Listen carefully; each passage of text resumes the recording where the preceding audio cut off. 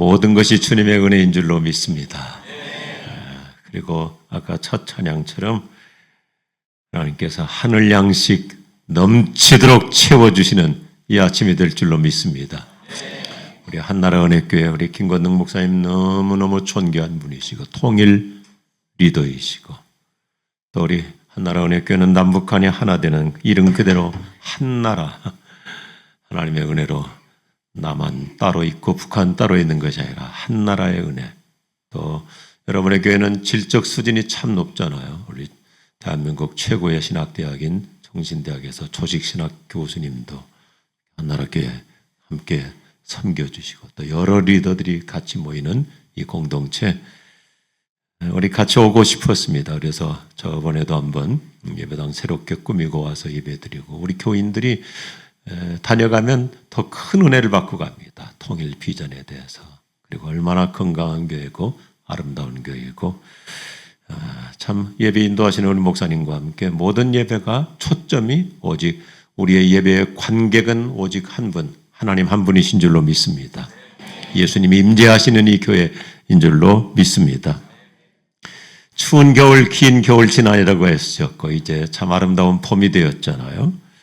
언젠가 제가 이런 멋진 시를 읽고 참 감동을 받았습니다. 그래서 이제 곧 부활절이 가까우는데, 부활절 때 우리 교회 여러 장로님들과 또 우리 목회자들에게 부활절 인사 메시지를 쓰려고 제가 정리해 놓은 내용인데 한번 읽어보겠습니다. 밤은 아침을 이기지 못하고 겨울은 봄을 이기지 못합니다. 밤은 아침을 이기지 못하고 겨울은 봄을 이기지 못합니다. 그래서 혹한의 겨울도 봄에게 밀려나서 오늘 이렇게 따뜻한 봄을 맞이하고 있습니다. 불행은 행복을 이기지 못하고 절망은 희망을 이기지 못합니다. 그래서 예수님께서 죽은 지 사흘 만에 부활하시고 승리하셔서 오늘 여전히 우리도 절망을 희망으로 바꾸는 승리의 인생 살고 있음을 믿으시면 아멘 하십시오. 우리 한나라 은혜교회 모든 예배 찬양은 얼마나 혁명적으로 가열차게 참 감동적이잖아요.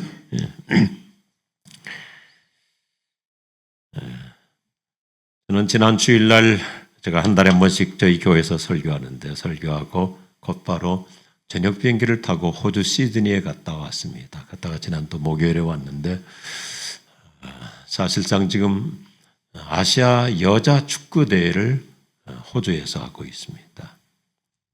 그래서 북한의 우리 여자 축구팀이 16년 만에 출전을 한 거예요. 그런데 축구화가 없어요. 여러분이 저보다 잘 아시잖아요. 어렵고 가난하고. 그래서 우리 대한민국 축구협회에서 얼마든지 축구 사줄 수 있지만 북한 당국의 정책은 어떤 제품에도 한글이 들어가면 안 되잖아요. 어떤 물품에도 한글이 들어가면 안 되기 때문에 저희 교회 광고를 해서 우리가 헌금을 해가지고 호주에서 북한 우리 자매들 축구화를 산다는 게 쉬운 일이 아닙니다. 호주 물건이 많지 않은 나라이거든요.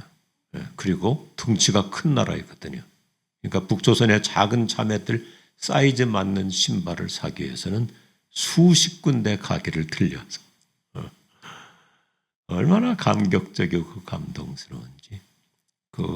저보다 여러분이 잘 아시기 때문에 제가 마음 같아서는 여러 사진 보여주고 싶었는데 또 이게 되지 않고, 또 북한은 아직도 UN 제재 국가이기 때문에 어느 누구도 만날 수가 없습니다. 호주의 보안 경찰들이 철저하게 봉쇄하고 있습니다. 어느 누구도 못 만나요. 저 같은 경우 아주 예외적으로, 특별한 예외적으로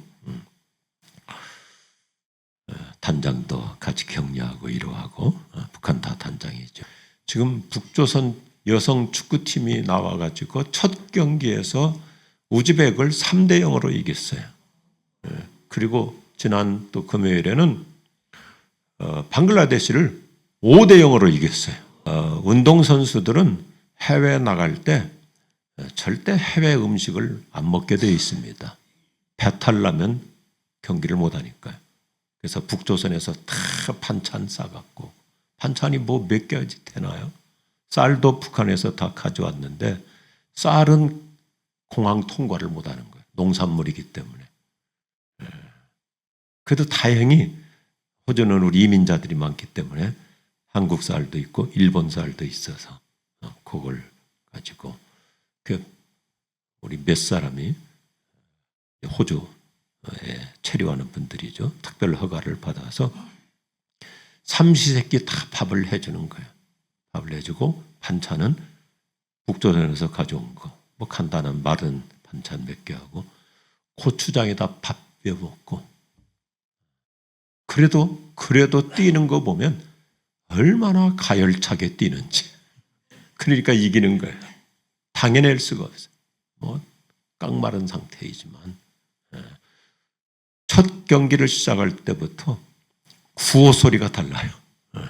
남조선 사람은 저 한 사람 본부석 VIP에 앉아 있고 나머지는 이제 북한에서 온 분들 또 조총련 몇 명 그러는데 첫 골을 넣었을 때 벌떡 일어나서 박수 친 사람은 나밖에 없어요. 내가 벌떡 일어나서 박수를 치니까 조총련 청년이 놀래가지고 자기도 일어나는데 얼마나 경직되어 있는지 박수 칠 마음의 여유는 못 갖고. 그런데도 보이분해석은 앉아서 자빠져 자고 있더라고. 야, 참 너 너무했다. 너무했다. 제대로 먹지 못해도 그냥 맨밥에다가 고추장 비벼서 먹는 그 힘 가지고도 이길 수 있었던 거. 우리 교회가 막대한 비용을 들여서 축구화를 다 나이키, 아디다스 구할 수 있는 거 유니폼 사줬더니 기도하고 사줬기 때문에 그 축구화에 성령의 능력이 들어가가지고 첫날 3대 0으로 이겼어요. 얼마나 긴장되겠어요. 16년 만에 처음으로 해외에 나온 선수들이니까. 그런데 처음에 3대 0으로 이겼으니까 얼마나 기분이 좋아요. 그날 감독한테 선수들이 돼지게 혼났습니다. 10대 0으로 이겨야지 무슨 3대 0으로 이기냐고. 그래서 제가 누구를 위하여 지금 말하고 있는 건가? 자기가 당으로부터 인정받고 싶어서 그런 욕심을 부리는 거지. 선수들을 위로하고 격려하고 칭찬하기보다는 그냥 윽박지르는 것이. 여러분이 살던 바로 그 시절 아마 주마등처럼 여러 기억들이 떠오를 것입니다. 네, 그러나 축구와 하나에도 하나님의 성령의 기름 부으심이 들어갈 때 밥 한 그릇을 해주면서도 안수하고 기도하고 해줄 때 그 북한 축구단 총인선자 단장이 저보고 술 한잔 하자고 그러더라고요. 그래서 제가 성찬식에 오면 맛있는 술이 있다고 그렇게 말하고 싶지만 또 그러면 안 되니까 아주 지혜롭게 잘 교제를 하고 왔습니다. 여하튼 우리의 기도, 우리의 헌신, 우리의 사랑 하나님께서 반드시 열매를 맺어주셔서 불언간에 삽시간에 한순간에 통일은 갑자기 은혜로 임할 줄로 믿습니다. 어떤 북한 전문 학자가 저는 갑자기의 은혜로 통일이 온다는 것을 늘 외치고 있는데 이 북한학 전문 학자가 저보다 훨씬 더 좋은 용어를 쓰더라고요. 통일은 산사태처럼 올 수 있다. 어느 날 폭우가 쏟아져 가지고 한순간에 산사태가 나면 그냥 그 몰려 내려오잖아요. 산사태처럼 통일이 올 수 있다. 믿으시기 바랍니다. 역사는 하나님의 손에 달려 있으니까요. 자, 여기까지는 뭐 다른 얘기를 드렸고 오늘 누가복음 말씀을 통해서 함께 같이 은혜를 나누고자 합니다. 한번 따라서 하시면 좋겠습니다. 내가 아닌 그를. 제가 아주 오래전에 흑인 여성에 관한 글을 읽으면서 가슴 깊이 큰 감동을 받은 적이 있었습니다. 그 여인은 흑인들의 모세라고 하는 별명을 가진 하럿 터브맨이라는 사람입니다. 그는 그다지 인상적인 외모를 가진 여성이 아닙니다. 30대 후반의 나이에 키는 미국 흑인 여성인데 150cm, 흑갈색의 건조한 머릿결을 가진 여성입니다. 그녀는 읽을 줄도 모르고 쓸 줄도 모르는 사람입니다. 항상 남루한 옷을 입고 다니고 앞니도 2개가 없습니다. 혼자 살았습니다. 29살 때 남편과 헤어졌습니다. 참 신기한 것은 직장을 다니다가 또 그만두다가 다니다 말다를 반복합니다. 작은 호텔에서 하우스키핑, 청소하는 일을 합니다. 호텔 바닥도 닦고 방 정리도 하고, 그런데 해마다 봄과 가을이 되면 일하던 그 호텔 직장에서 사라집니다. 그만두어 버립니다. 그리고는 한 2-3달 지나면 빈털터리가 돼가지고 다시 또 호텔에 와서 막노동으로 일을 합니다.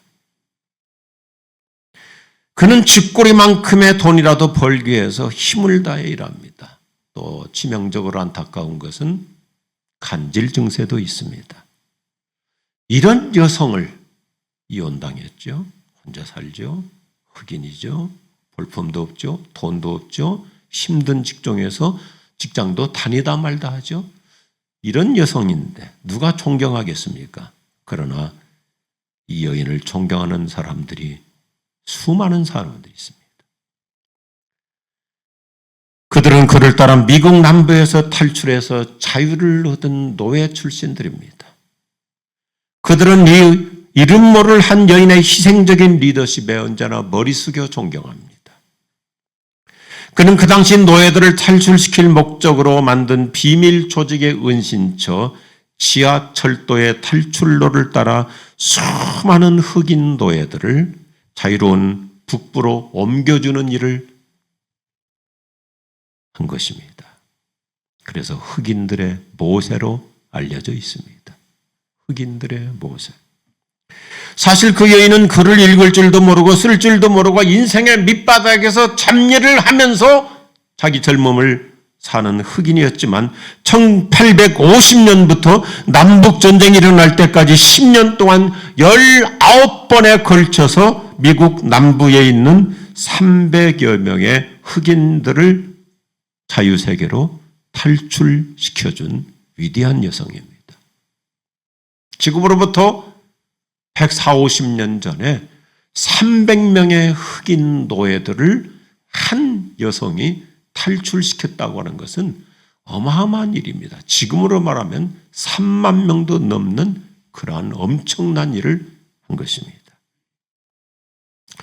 그래서 그는 이 비용을 충당하기 위해서 호텔에 막노동 일 취직해서 돈을 모으면 다시 일자리를 그만두고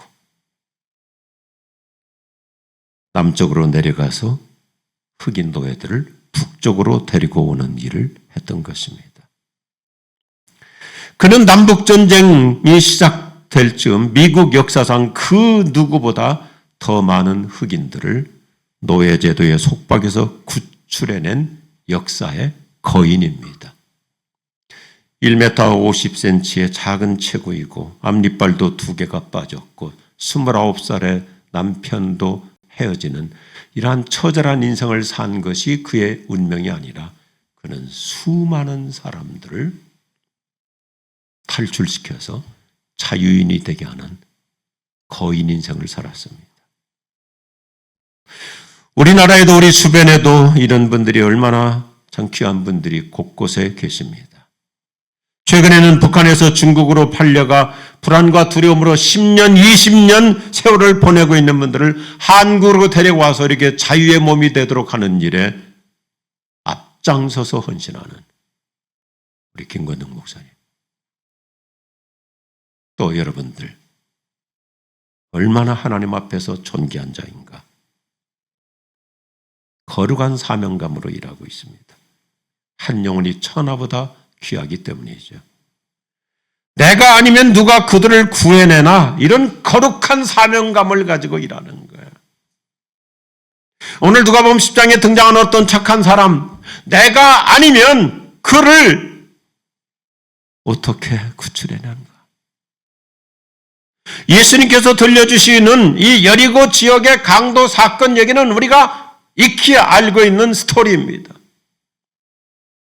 여리고는 해상무역 도시로서 현금을 가지고 다니는 상인들이 많았기 때문에 예루살렘으로 오고 가다 보면 산악지대들이 있다 보니까 거기에 언제나 도둑대와 강도가 숨어 잠복하고 있다가 상인들의 그 돈을 강탈했던 것이 비일비재했었습니다. 예수님은 이런 배경 속에서 사업차로 여리고로 내려가다가 강탈을 당한 어떤 한 사람과 그를 도와준 착한 사마리아 사람 이야기, 더 이상 긴 설명하지 않아도 되겠죠.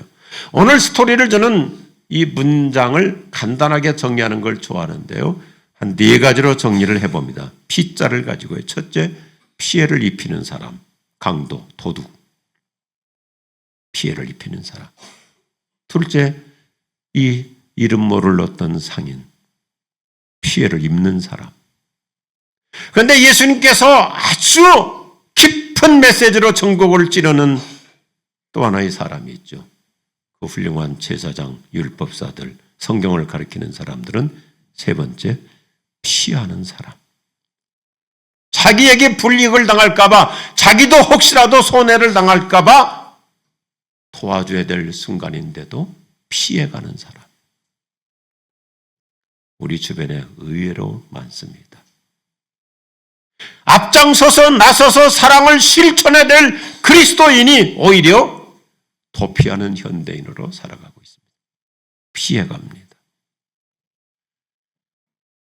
우리말로 피자를 4번째로 만들기 위해서 잘 안 되기 때문에 제가 영어로 쓴 4번째 사람이 있어요. PT. 긍휼을 베푸는 사람이 오늘 예수님이 말씀하시는 핵심 인물입니다. 긍휼을 베푸는 사람. 예수님의 교훈은 이 한마디입니다. 우리의 삶의 현장에서 피해를 입히는 자로 살아서도 안 되고 비겁하게 자기만 살아남겠다고 피하는 자가 되어서도 안 된다는 교훈입니다.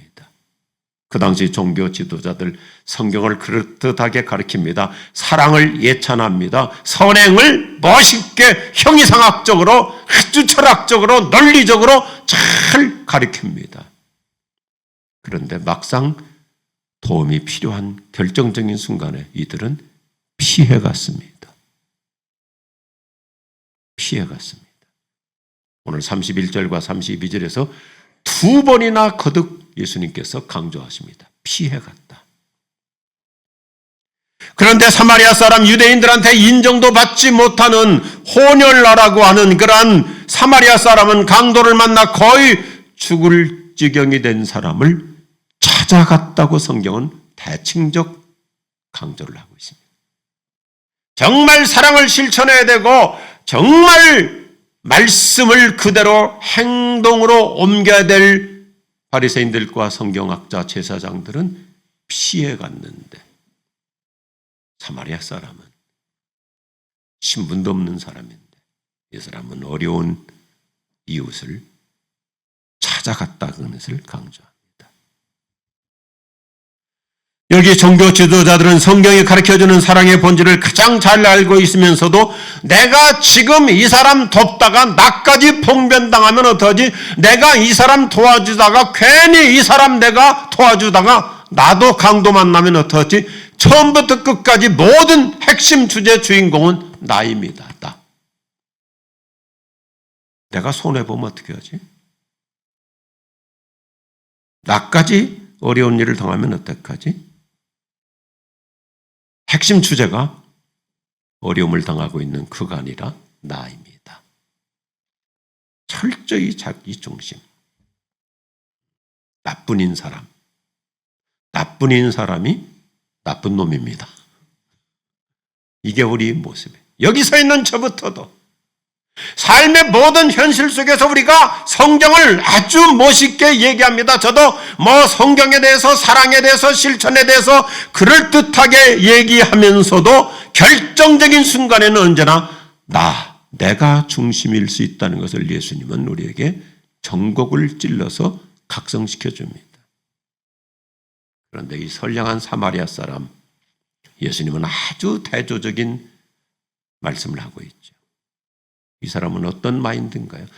내가 지금 저렇게 강도 만나 사경을 해보고 있는 저 사람을 안 도와주면 어떻게 되지?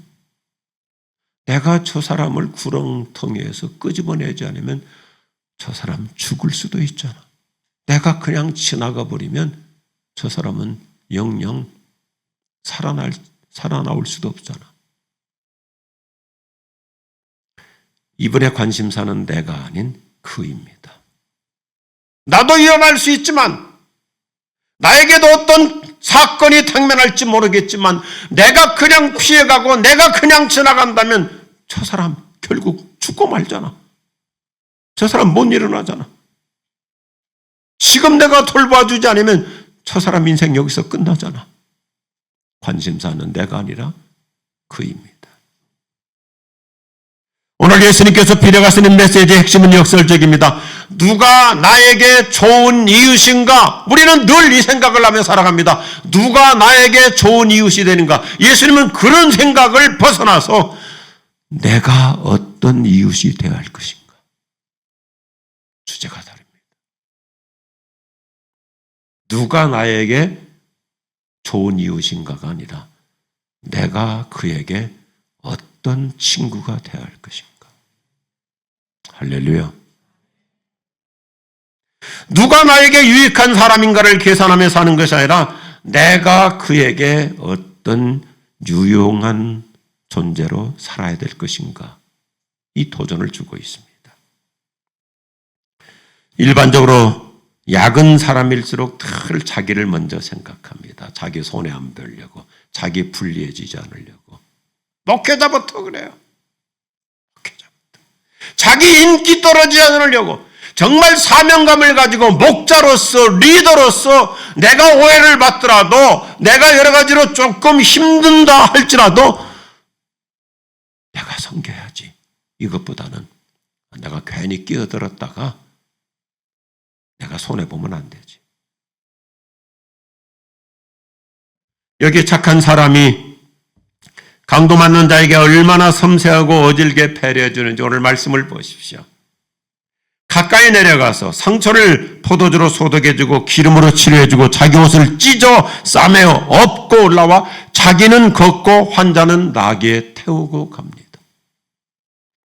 그리고 여관방에서 밤새도록 보살펴주고는 자기도 피곤했을 텐데 해외 출장이라는 것이 지방 출장이라는 것이 뭐 여행 가고 놀러 가는 게 아니잖아요. 먼 길 자기도 피곤한데 자기는 잠자지 않으면서 다친 사람 밤새도록 간병해주고 돌보아주고 이튿날 떠나면서도 여관 주인에게 추가 비용을 맡기면서 잘 보살펴달라고 부탁합니다. 치료비가 더 들면 돌아올 때 지불해 주겠다고 합니다. 왜요? 지금 사업하러 가는 길이니까 돈이 많지 않잖아요. 가는 비용까지 그는 다 썼어요. 혹시라도 치료비가 더 들면 내가 지금 돈 받으러 갔다 오니까 그때 받아가지고 돈을 어차피 또 이 여인 속에서 여기서 잘 거니까 그때 제가 얼마든지 드리겠습니다. 본문의 주인공인 사마리아 사람은 그가 할 수 있는 최선을 다해서 긍휼을 실천합니다. 이 사람을 내가 안 도와주면 어떻게 하지라고 하는 이 사랑의 부담감, 선량한 부담감. 굳이 신학적 단어를 쓴다면 거룩한 부담감으로 그는 이 사역을 하고 있습니다. 아마 그분의 이름이 이 선한 사마리아 사람, 성경에 이름이 안 나오는데 틀림없이 김권능이었을 것입니다. 비웃으면 건강에 안 좋습니다. 할렐루야.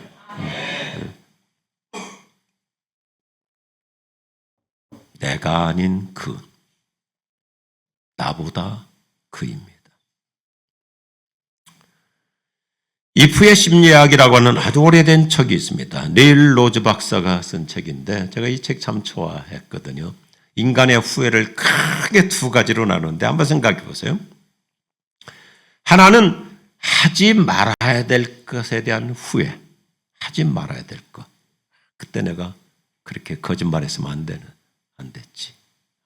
그때 내가 그렇게 나태하게 게을르게 하지 말아야 될 것을 한 것. 그런 후회들이 회한이 많죠. 그런데 또 하나의 후회는 해야 할 일을 하지 않은 것에 대한 아쉬운 후회. 우리의 삶을 돌이켜보면 내가 저질렀던 잘못했던 일에 대한 후회는 16%밖에 안 된답니다.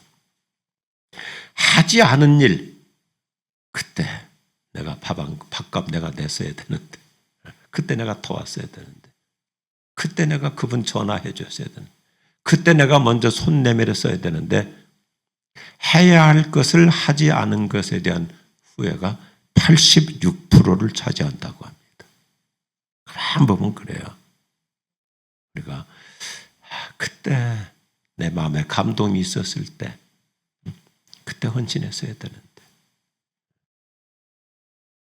그때 그 친구가 나를 힘들게 했었어도 그때 내가 먼저 손 내밀고 내가 먼저 사랑을 베풀었어야 했는데, 그거 안 한 거 돌이켜보면 참 회한이 되는 거죠. 섬기거나 베풀지 않고 산 것을 인생은 대부분 다 후회하고 살아간다고 정의해주고 있습니다.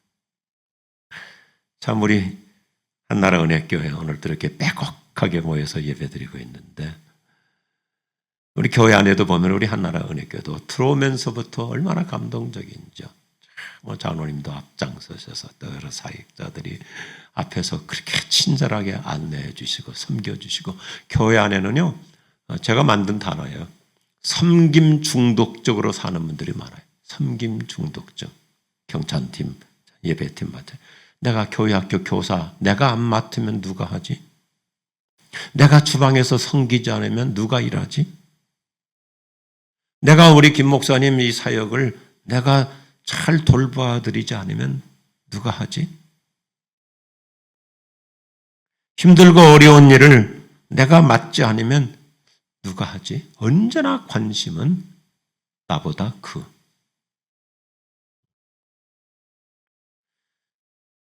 저는 어렸을 때부터 일기를 써왔어요. 일기를 써와서 심지어 군대에서는 일기를 못 쓰게 돼 있거든요. 보안 문제 때문에. 근데 저는 군대에서도 영창 갈 생각을 하고 일기를 썼습니다.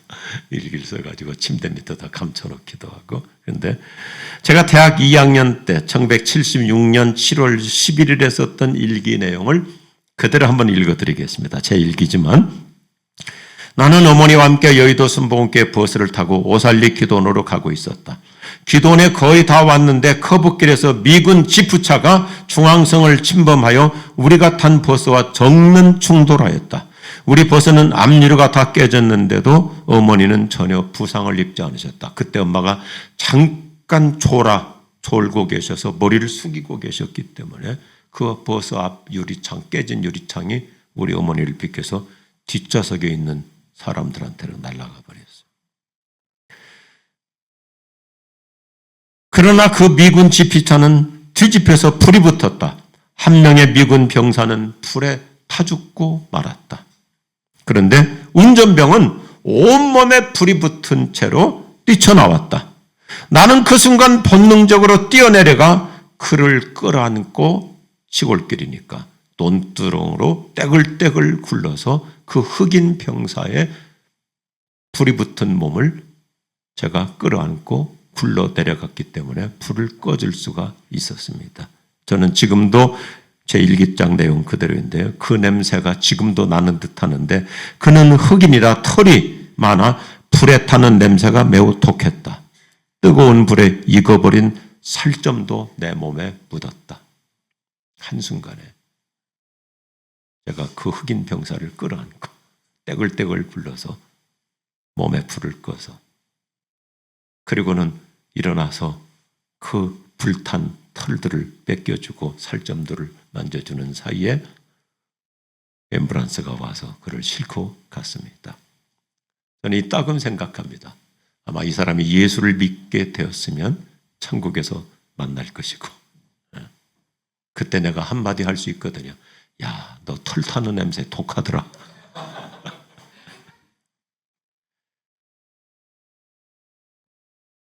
제가 본능적으로 그를 끌어안고 불을 꺼주었기 때문에 그는 살아날 수 있었습니다. 우리 모두 이런 거룩한 사랑의 부담감, 사명감으로 살아갈 수 있기를 축복합니다. 오늘 이 귀한 예배를 통해서 내가 안 하면 어떻게 될까? 내가 섬기지 않으면 누가 해야 되나? 이것이 예수님의 십자가 사랑. 우리는 이 누가복음 말씀을 통해서 어떤 도덕적으로 윤리적으로 누가 착한 이웃인가, 예수님은 단순히 우리에게 어떤 도덕 얘기를 하려고 이 얘기를 하시는 것이 아닙니다. 이 착한 선한 사마리아 사람을 통해서 예수님 자신을 보여주는 것입니다. 다시 한번 이 말씀을 보십시오. 뭔가 이제 서서히 그림이 나타나기 시작합니다. 가까이 내려가서 상처를 포도주로 소독해주고 기름으로 칠해주며 자기 옷을 찢어 싸매어 얻고 올라와 자기는 걷고 환자는 나귀에 태우고 갑니다. 그리고는 여관방에서 밤새도록 보살펴주고는 이튿날 떠나면서도 여관 주인에게 추가 비용을 맡기면서 잘 보살펴줄 것을 부탁합니다. 심지어 치료비가 더 들면 돌아오는 길에 지불해 주겠다고 합니다. 이 선한 사마리아 사람은 예수님이십니다. 예수님은 강도 만나 지금 이 사탄에게 공격받아가지고 상처투성이인 나 같은 사람을 가까이 찾아 내려오신 것입니다. 죄악으로 죽어가는 나를 들쳐업고 사망의 계곡에서 나를 건져주신 분이 우리 예수님이신 줄로 믿습니다. 아까 참회 기도를 인도하실 때 얼마나 예수님의 그 십자가 사랑이 참 가슴 뭉클하게 왔습니다. 그분의 십자가 보혈로 나를 깨끗이 씻어주시고 이 선한 사마리아 사람이 강도 만난 사람 데려다가 여관방에서 씻어주시고 저는 저와 여러분 우리가 예수 그리스도께서 피값으로 사시는 교회에 나와서 예수님의 십자가의 보혈의 은혜로 깨끗이 죄 씻음 받고 있는 줄로 믿으시면 아멘 하십시오. 새 생명으로 살아나게 하시는 거예요. 예수님은 내 대신 십자가를 지시고 구원의 마차에 날 태워주신 것. 오늘 이 장면이 얼마나 멋있습니까? 강도 만나서 죽을 지경에 이르는 사람은 나귀에 태우고 자기는 걸어가고 예수님은 나를 구원하시기 위해서 당신은 밑바닥으로 내려가고 나를 구원의 은혜의 마차에 태워주시고 사순절 기간이고 부활절을 앞두고 하늘 보좌에서 내려와서 고난과 고통의 그 십자가 언덕길 골고다의 십자가 길을 기꺼이 걸어가신 예수님, 그분이 바로 오늘 누가복음에서 말하는 예수님의 비유의 핵심입니다. 자기는 내려가고 우리를 영광의 자리로 올려주시는 예수님, 나의 병든 몸과 나의 상처받은 영혼을 치유해주시고자 성령으로 기름 부어주시는 그 예수님이 아침에 다시 만날시길 바랍니다. 나를 회복해 주시는 예수님, 나를 낫게 해주시는 예수님, 나를 치유해 주시는 예수님, 이것이 예수님의 아가페 사랑, 이것이 예수님의 십자가의 은총입니다. 오늘의 말씀은 우리도 이런 아가페 사랑으로 살아가라는 실천적 메시지입니다. 예수님은 깔끔하게 37절 아까 읽었던 말씀 결론이잖아요. 같이 하십시다. 가서 너도 이와 같이 하라. 예수님께서 나에게 베풀어 주신 그 엄청난 십자가의 사랑. 예수님은 계곡 밑으로 내려가서 이 상처투성의 사람을 업고 올라오시고 나귀에 태우고 밤새도록 여관방에서 돌봐주시고 상처 씻어주시듯이 영혼의 구렁텅이에 살던 나를 건져주시고 나를 끌어안아주시고 오늘도 변함없이 나의 아픈 가슴도 치유해 주시는 그 예수님. 예수님은 내가 이렇게 세상에 왔다. 그 사랑을 저 여러분은 이미 받고 있으니 예수님 말씀하시는 것. 그렇다면 이제는 내가 너에게 했듯이 너도 그와 같이 하면 어떻겠니? 오늘 말씀 가슴에 한 번 더 새기면 좋겠습니다. 같이 할까요? 내가 아닌 그를, 나보다 그를. 우리 함께 찬양하시면서 잠시 기도하면 좋을 것 같습니다.